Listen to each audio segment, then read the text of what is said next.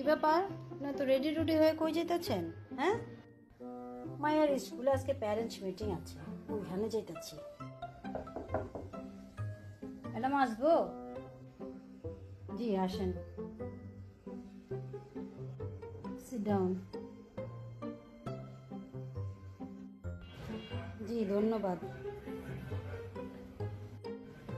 আমি আপনাদের ক্লাসের যে একটা সুন্দর মাইয়া আছে না, ওই সুন্দর মাইয়ার বাবা আমি।